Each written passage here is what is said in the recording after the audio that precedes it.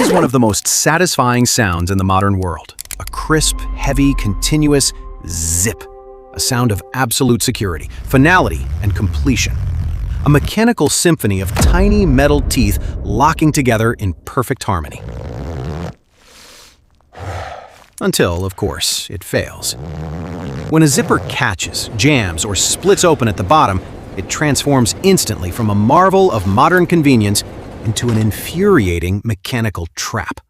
You tug at it, you negotiate with it, you pull the fabric so tight your knuckles turn white. You are suddenly at the mercy of a tiny, seemingly cheap piece of metal that has decided to ruin your morning, hold your luggage hostage in an airport, or trap you inside your own winter coat. We use them every single day. The global market produces billions of zippers every year, quietly holding together everything from our jeans to the heavy-duty body bags of the military to the massive pressure seals on Apollo astronaut spacesuits in the vacuum of space. It seems so painfully simple. 2 rows of teeth and a sliding piece of metal. A child can understand it. But what you probably don't realize while you're fighting with that tiny strip of metal is that you are holding one of the most notoriously difficult engineering puzzles in human history. Bringing the zipper into existence took over 80 years. It crushed the spirits of brilliant inventors. It bankrupted its early investors. It caused literal, humiliating public disasters on city streets. And for decades after it was supposedly perfected, the public absolutely refused to use it, and religious leaders actively preached against it. Every object has a case file.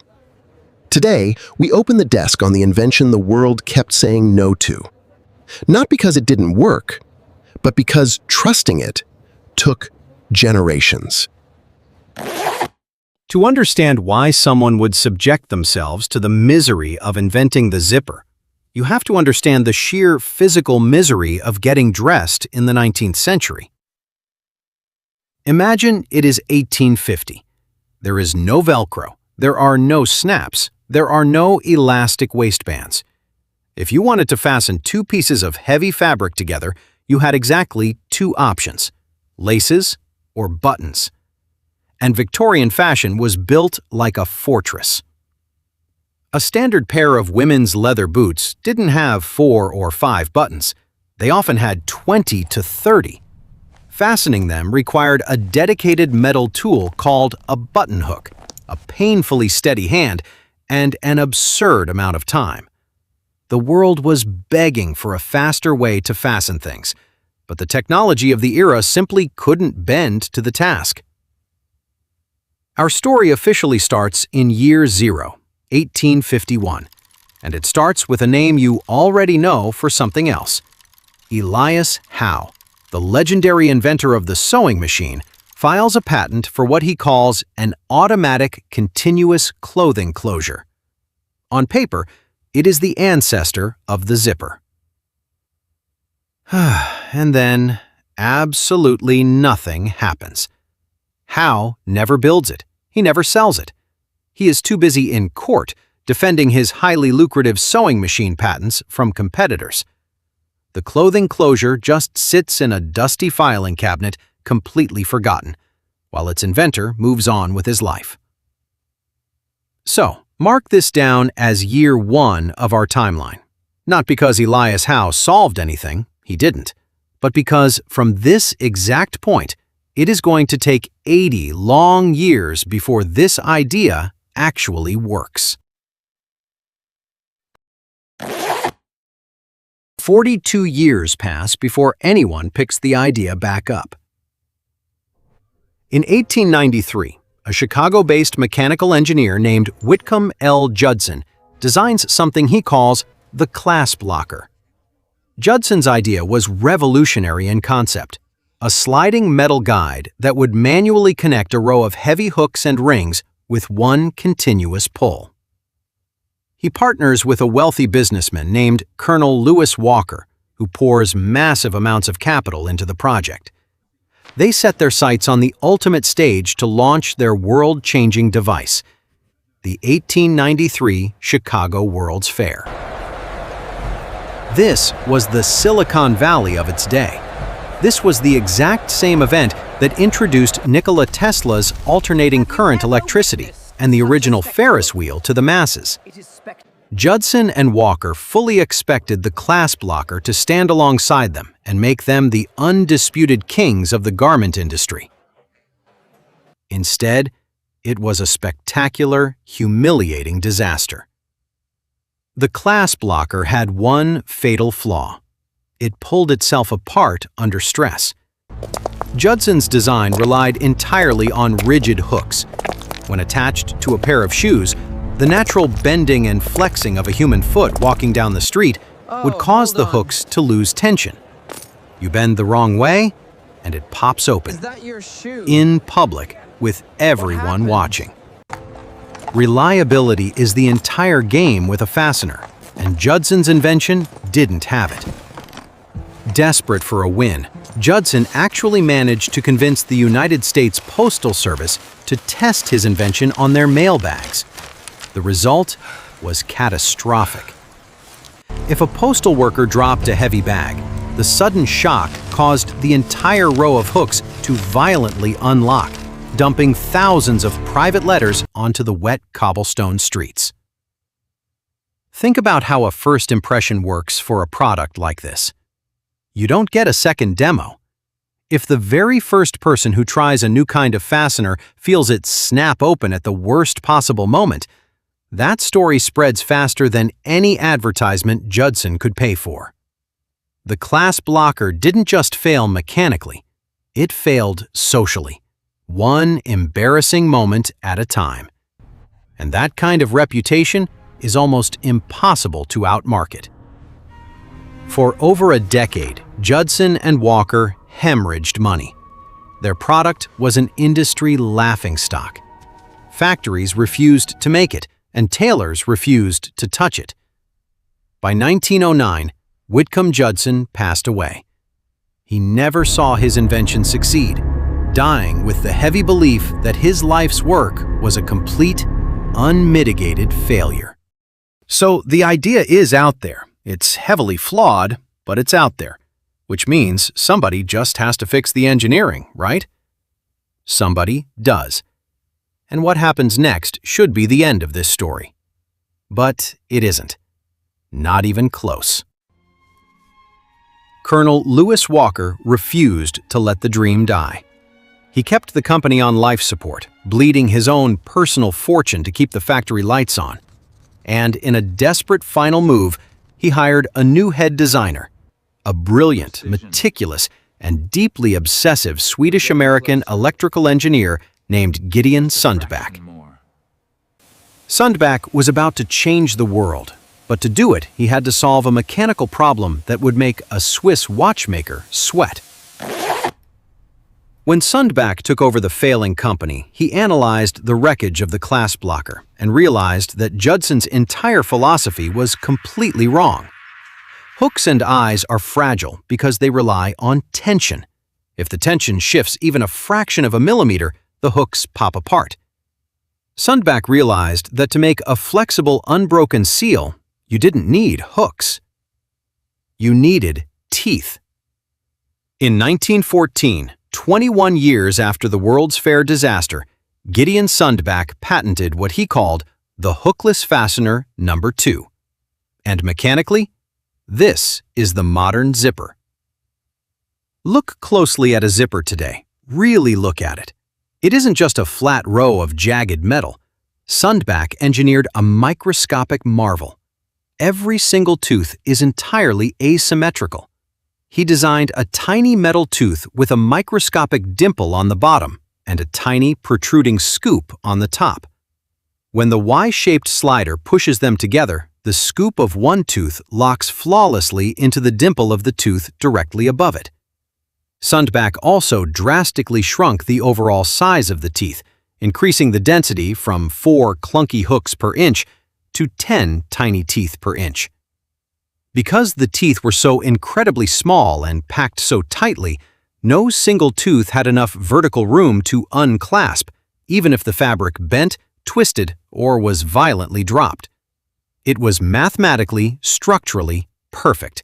It physically could not pop open. But here was the multi-million-dollar problem. You could not mass-produce something this precise in 1914. To make metal teeth interlock flawlessly, they had to be manufactured to a tolerance of 1/1000th of an inch. If a tooth was a fraction of a millimeter too big, the track jammed permanently. If it was a fraction too small, the track would tear apart. That level of manufacturing machinery literally did not exist in the world. So Gideon Sundback didn't just have to invent the zipper, he had to invent the machine that made the zipper. He locked himself in his workshop and designed a custom high-speed punch press. It took a single continuous piece of metal wire, sliced a microscopic scoop off of it, punched a tiny dimple into the other side, and clamped it onto a cloth tape at a staggering rate of hundreds of teeth per minute. He had achieved the impossible. The technology was solved. Completely. Let me repeat that.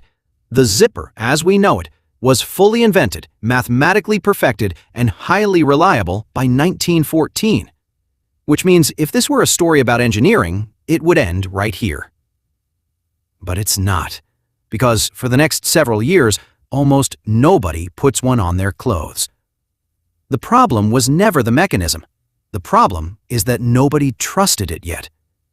Clothing manufacturers vividly remembered the disastrous postal bags. Elite tailors violently refused to put this cold industrial metal track anywhere near their expensive fabrics. They argued that if a button fell off, a person could sew a new one on for pennies. But if this complicated metal track jammed, the entire garment was ruined. It took a global catastrophe to finally save it. During World War I, the United States military had a massive logistical problem. They needed to equip millions of soldiers incredibly quickly, and traditional buttons were far too slow. Desperate for a solution, the military bought Sundback's hookless fasteners by the thousands. They slapped them onto canvas money belts for sailors and heavy wind-proof flying suits for pilots. For the first time, everyday men experienced the sheer utility of the slide fastener. Under combat conditions, it held. It was proven. But a war can only prove a product works. It can't make people trust it in their closet. The moment that catapulted this invention into the stratosphere, and the moment it finally got its famous name, happened in 1923. The B.F. Goodrich company decided to use Sundback's fastener on a brand new line of rubber rain boots.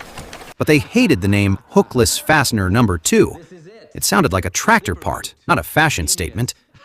Legend has it, a Goodrich executive pulled the slider up the boot, listened to the crisp, satisfying sound it made, and said, "Let's call it the zipper."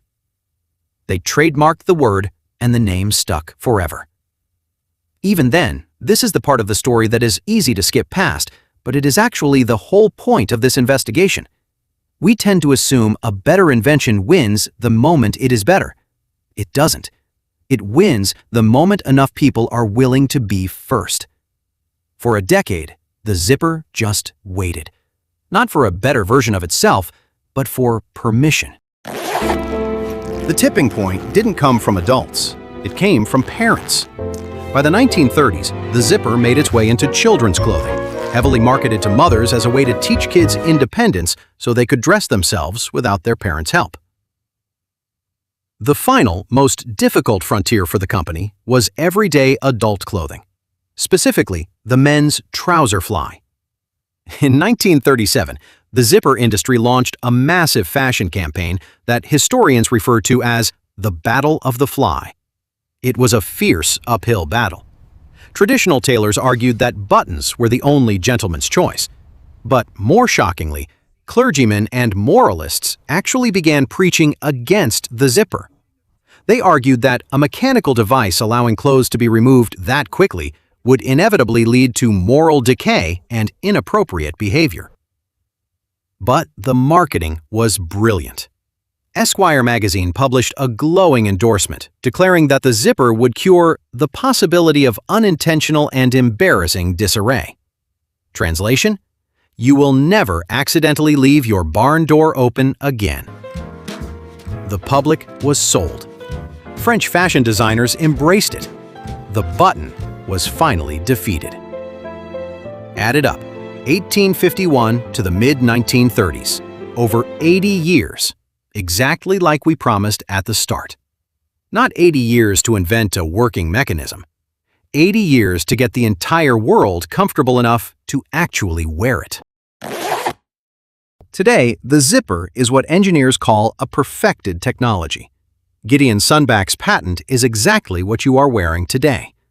We may have swapped brass for molded plastic on our cheaper clothes, but the core mechanics, the slider, the teeth, the microscopic dimple and scoop, are absolutely identical to the original design. And if you look closely at the zipper on your jacket right now, there is a massive statistical probability that it has 3 letters stamped into the metal. YKK. In 1934, a Japanese businessman named Tadao Yoshida founded YKK, and he built a multi-billion-dollar empire on Gideon Sundback's invention. Yoshida realized that because zippers required such microscopic, impossible precision, you couldn't trust outside suppliers. If a steel mill gave you slightly inferior metal, your zippers would fail. So, YKK did something unprecedented. They brought every single step of the process in-house. YKK doesn't just make zippers. They forge their own brass.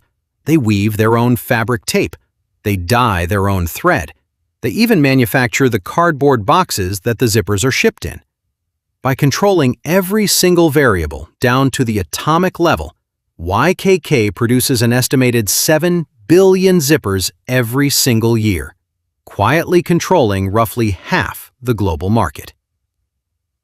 Whitcomb Judson died thinking he had failed. Gideon Sundback spent his prime years obsessing over fractions of a millimeter.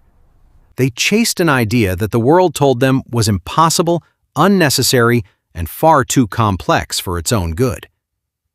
And yet, because of that stubbornness, they completely re-engineered how the human race puts itself together. So, the next time your coat jams, take a breath before you violently yank it. Look closely at those tiny, perfectly asymmetrical teeth. You aren't just looking at a piece of hardware. You are holding 80 years of failure, genius, and relentless human persistence right in the palm of your hand. This case file is closed. If you want to uncover the hidden origin of the next object you touched today, make sure to subscribe to the Origin Desk. And if you want to know how a forgotten wallet accidentally built a $14 trillion industry, click the video on your screen right now. As always, keep asking where things come from.